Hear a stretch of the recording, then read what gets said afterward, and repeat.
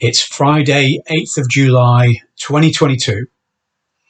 Hello there, people. I just want to talk about, before we go on to the subject of guns, the 5G death tower.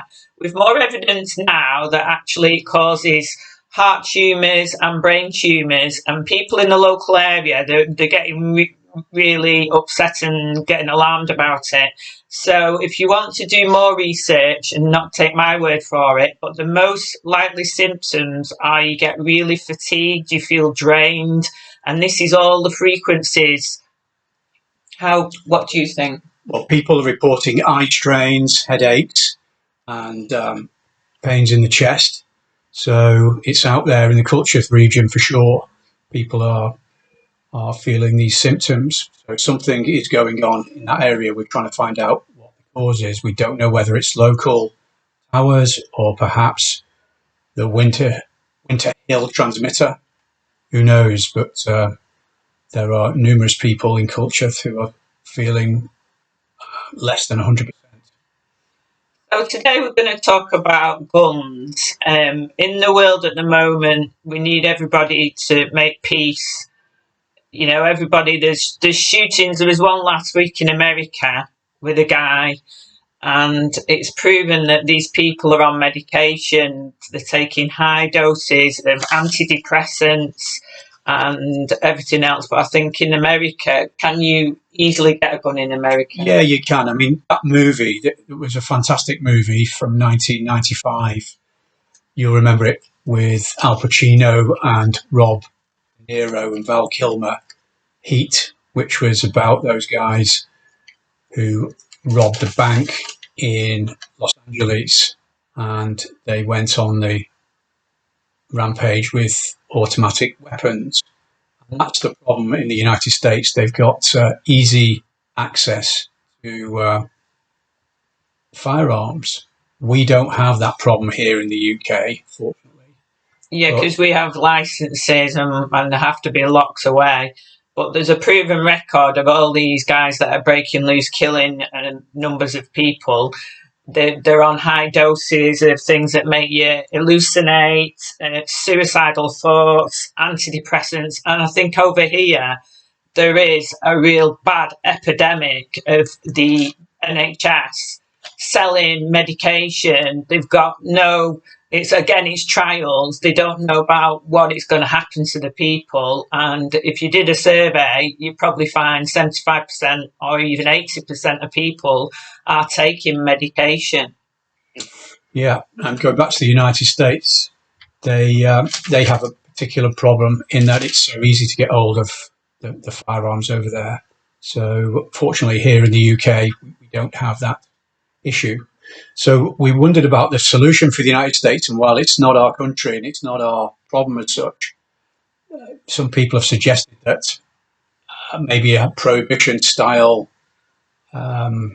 restriction on the sale of ammunition. And I'm going to read from Wikipedia. Prohibition in the United States was a nationwide constitutional ban on the production, importation, transportation, and sale of alcoholic beverages from 1920 to 1933. Not all alcohol was banned. For example, religious use of wine was permitted. Private ownership and consumption of alcohol were not made illegal under federal law, but local laws were stricter in many areas, some states banning possession outright. Well, what I think they should do is just give them get them now to have licenses. You know, guns are too free and easy in America. That's the problem. You can just go in a shop and get a gun. So I think they should get a license and they have to be locked away. I think in this country we've got big dogs as well, which helps. So no, it does. And the other thing as well this week that people are going mad about is the farmers. And the farmers in Holland, a young 16-year-old farmer, he's been shot by the police. Now, it's okay saying, you know, guns should be banned, but what do you think about that? The police have shot a farmer. Don't know the circumstances, mate. I don't know the detail on it, but Well, what it is, the farmers, they're going mad. We shouldn't have left the EU, in my opinion, because what they're doing now, they're going at the energy, they're going at the food, and they're going at the fuel. And the food thing, they've told the farmers that all the cows, sheep, and chicken, when they go to the toilet, they produce too much nitrate, which is the biggest load of bullshit I've ever heard in my life. And they're spending 25 billion as an investment to pay the farmers to either relocate or don't farm.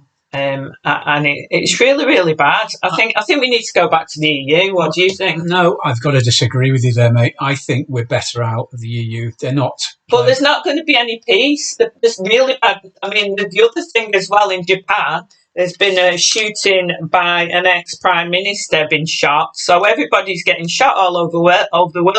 There's a lot of civil unrest and anger. We all need to calm down, make peace, be happy, and do your John Lennon bit.